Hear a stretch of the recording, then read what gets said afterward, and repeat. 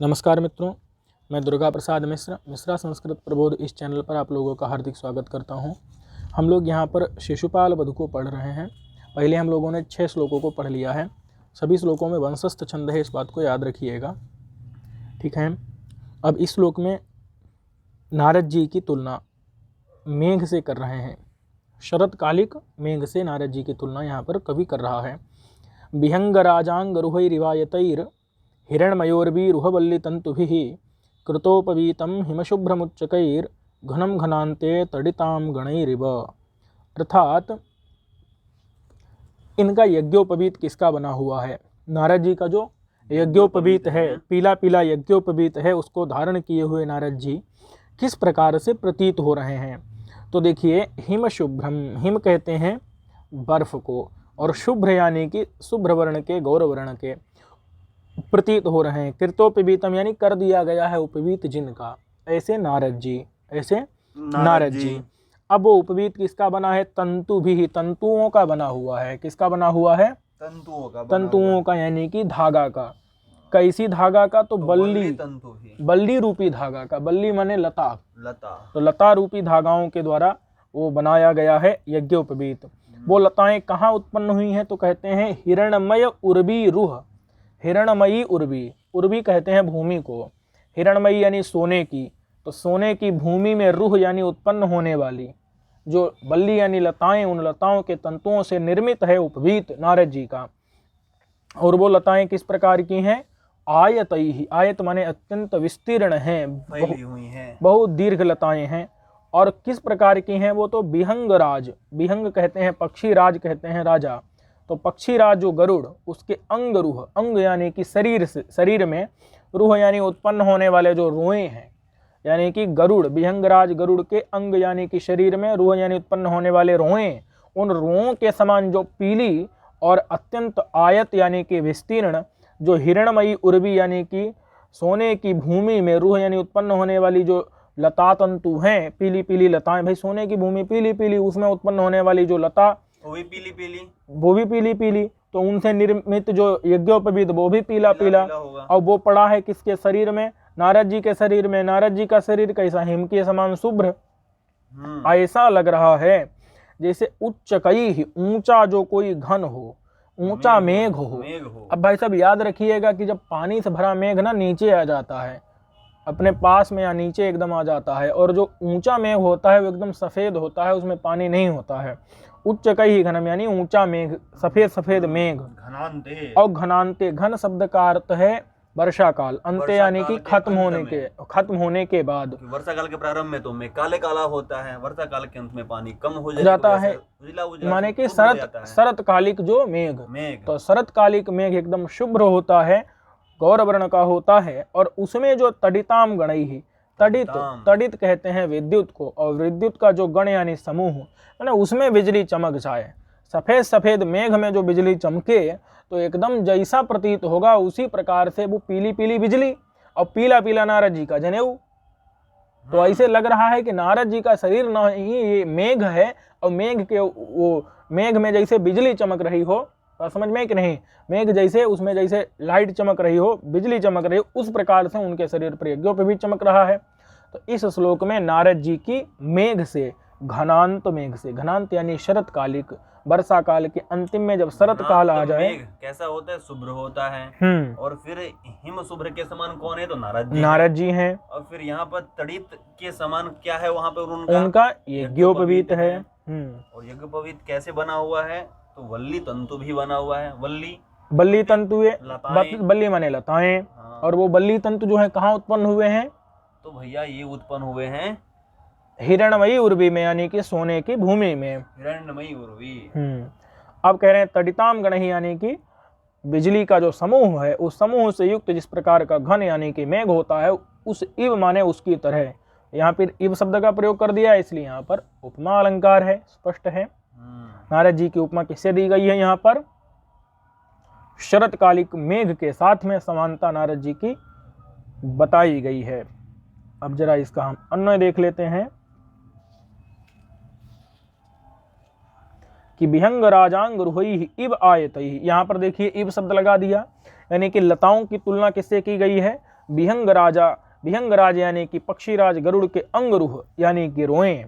तो श्री कृष्ण ने देखा कि गरुड़ के रोओं के समान लंबे, विहंगराज के अंगरूह, अंग माने शरीर से, रूह माने उत्पन्न होने वाले, उसकी तरह आयत यानी विस्तृत, और हिरणमय उर्वी रूह बल्ली तंतु भी स्वर्णमय भूमि में उत्पन्न लता रूपी सूत्रों से निर्मित, बल्ली तंतुओं से निर्मित यज्ञोपवीत को धारण किए, माने कृतोपवीतम स्वयं, तथा हिम के समान जो शुभ्र हैं, इसीलिए घनांते तड़िताम गणैर, इसलिए शरत काल में तड़िताम गण ही यानी विद्युत समूहों से युक्त, उच्च कई ऊंचे उन्नत मेघ के समान, उच्च कई घनम इव यानी कि मेघ के समान, अमुम नारदः इत्यबोधि, इनको नारद जी इस प्रकार से समझा।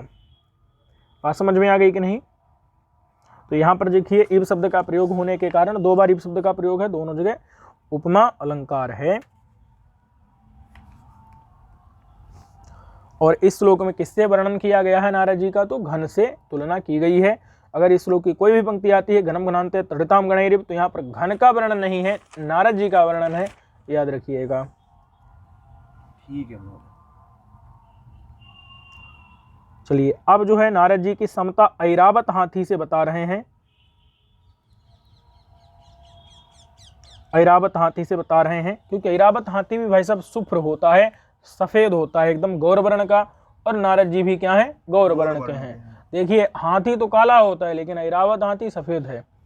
अब बता रहे हैं कि निसर्ग चित्रोज्ज्वल सूक्ष्म पक्ष्मणा लसद विसच्छेद सितांग संगीना चकासतम चारु चमूरुचर्मणा कुथेन नागेंद्र मिवेंद्र वाहनम। देखिए नागेंद्रम इव इंद्र वाहनम, नागेंद्रम इव इंद्र का वाहन जैसे नागेंद्र यानी कि ऐरावत, इंद्र वाहन यानी कि इंद्र का वाहन, नागेंद्र यानी ऐरावत, इव माने की तरह, उसकी तरह नारद जी को देखा। अब भाई नारद जी जो है अपने ऊपर एक मृगचर्म ओढ़े हुए हैं। प्रश्न आया था चमूरू का अर्थ क्या है? तो चमूरू का अर्थ वहाँ पर कई सारा उदाहरण दिए, माने कई सारे ऑप्शन दिए थे, उनमें हमको चमूरू का अर्थ समझना है मृग ना कि गाय। तो चमूरू क्या है? मृग है। और उसका चर्म ओढ़े हैं कौन? नारद जी। और भाई साहब वो चर्म पता है चारू है, चारू माने सुंदर है। और उस चर्म को ओढ़ करके जो नारद जी हैं चकासतम यानी कि प्रकाशित हो रहे हैं, चकासतम यानी कि सुशोभित हो रहे हैं। अच्छा वो चर्म कैसा है? तो वो जो चर्म है उसमें निसर्ग यानी स्वाभाविक रूप से, चित्र यानी कि चितकबरा विचित्र, बात समझ में है कि नहीं? चितकबरे, उज्ज्वल माने कि चमकदार उज्ज्वल, जो सूक्ष्म, पक्ष्मणा यानी कि रोएं, पक्ष्मणा यानी कि रोएं, उस चर्म में स्वाभाविक रूप से चितकबरे और उज्ज्वल रोएं हैं। बात समझ में आ गई कि नहीं? और वह कैसा है चर्म? तो लसद यानी सुशोभित हो रहा है, जो विसच्छेद, विष कहते हैं कमल नाल को, कमल की नाल को विष कहते हैं, और उसका छेद यानी कि टुकड़ा। तो कमल नाल के टुकड़े के समान स्थित माने सफेद जो अंग है किसका? नारद जी का है। उसके संगी यानी कि उससे संगी यानी चिपका हुआ है। कौन? चमूरू मृग का चर्म।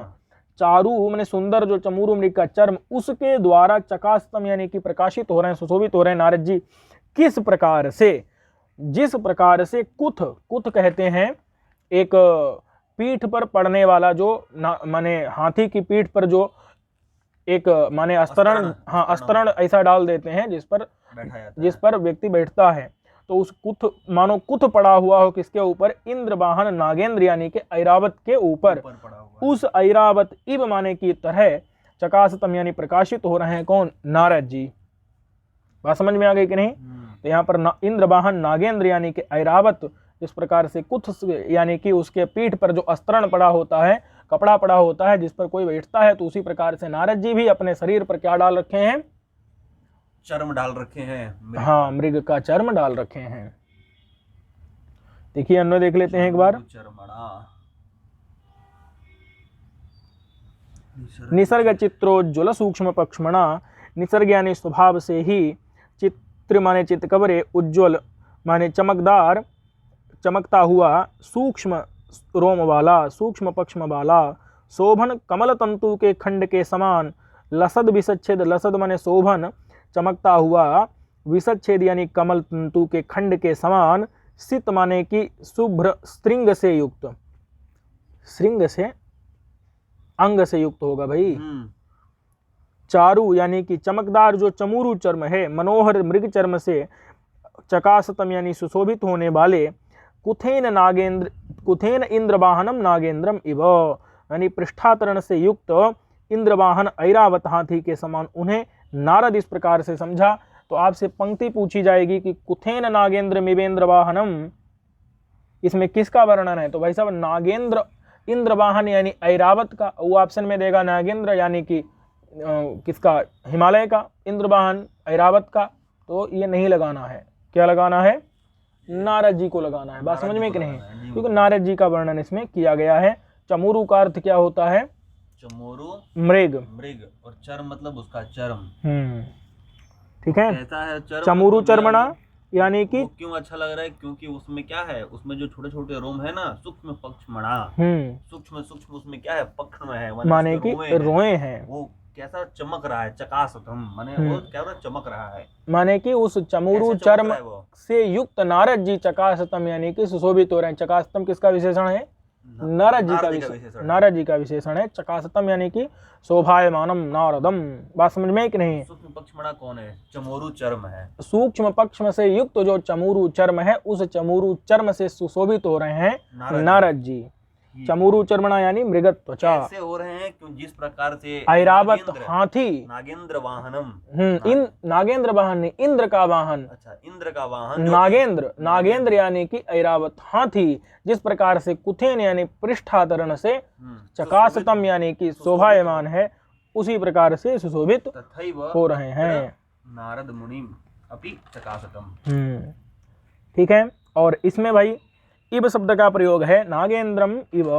इव अर्थात यहाँ पर भी जो है उपमा अलंकार है। नागेंद्रम इव चकासते, कम चकासते, नारदम चकासते। नागेंद्रम इव, नागेंद्र की इव चकासते, चकासतम माने कि शोभायमानम। तो इव शब्द का प्रयोग होने से यहाँ पर उपमा अलंकार स्पष्ट है। किससे उपमा दी गई है?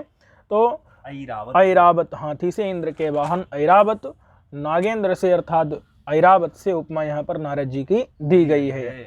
अब ऐरावत हाथी भी जो है क्या है? सफेद है, और नारद जी भी शुभ्र वर्ण के हैं, और उनके ऊपर पड़ा हुआ जो चमूरु चर्म है जिस प्रकार से, वैसे ही हाथी के ऊपर पड़ा हुआ है पृष्ठातरण। इसके साथ ही हम लोग